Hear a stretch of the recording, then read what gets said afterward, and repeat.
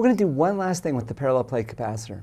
So we know there's different charges on these two plates. I've got positive charge, negative charge. There's a different potential on the two plates. There's an electric field between the two plates.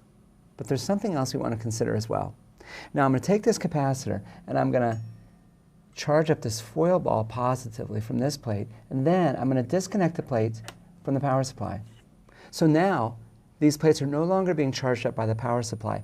But if I bring this foil ball and put it between the plates, it bounces back and forth, but the rate at which it bounces back and forth decreases steadily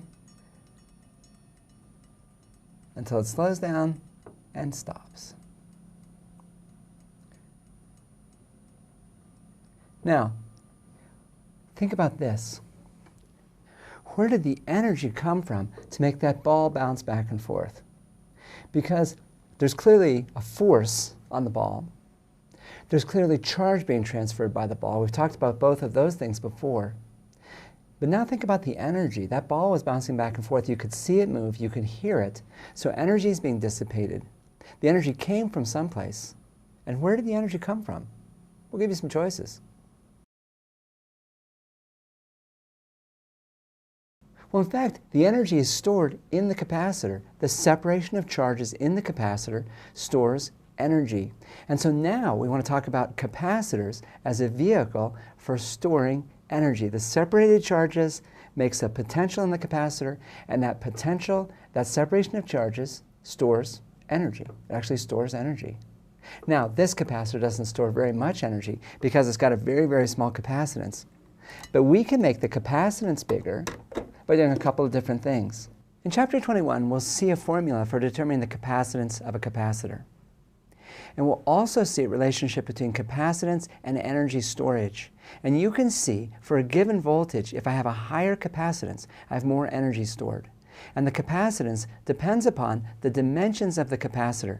If I have a capacitor where I have a very, very small spacing between the plates and a large area of the plates, I have a big capacitance. And so if we want to make a big capacitance, we want a small separation of plates and big area.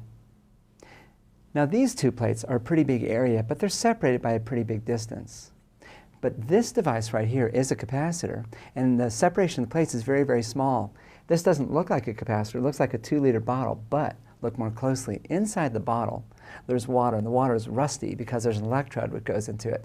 And the rust is useful because now, inside this bottle is salty water, and it's a very, very good conductor. Outside the bottle is aluminum foil, which is a good conductor. Conductor inside, conductor outside. They're separated by a thin layer of plastic, which is an insulator. So I have two plates separated by an insulator. I have a capacitor. But D, the separation between the plates of the capacitor, is very, very small. And so the capacitance is actually quite large. Now there's another factor. In Chapter 21, we're going to talk about the notion of a dielectric. If I have not air between the plates of the capacitor, but a dielectric, that increases the capacitance even more. And in this capacitor, what's between the plates is the plastic of the bottle, and that gives us a further increase of the capacitance.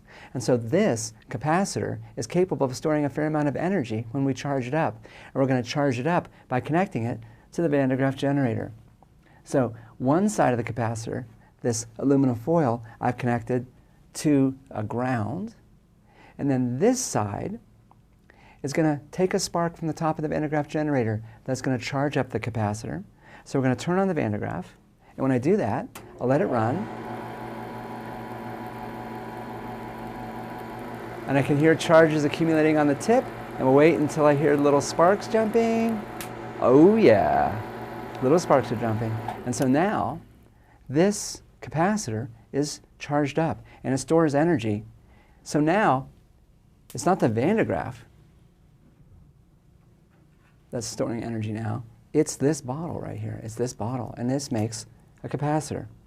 And I'm going to set that on the table, and I'm going to connect one terminal of it to this light bulb, and then I'm going to do this. I'm going to take the light bulb and touch the other terminal to the top of the bottle. So I'm going to close a circuit from one terminal of the capacitor to the other. Charges will flow, but more importantly for what we're talking about today, energy will be discharged from the capacitor to the light bulb, and the net result is this.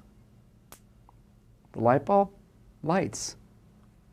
And it didn't last very long, but it was pretty bright. There was a fair amount of energy which was stored inside this capacitor. And the capacitor is it's a 2-liter bottle with aluminum foil on the outside, an electrode stuck in the top, and rusty water inside. That's all you need to make a capacitor. 2 conductors separated by an insulator. Now, in fact, if you're making capacitors which you want to store a fair amount of energy, you want to make them a little bit more carefully than that. You'll see in the book pictures of capacitors that you use in circuits. One way you can use them in circuits, and that brings us to the threshold of another chapter, chapter 22, where we'll explore these concepts in more detail.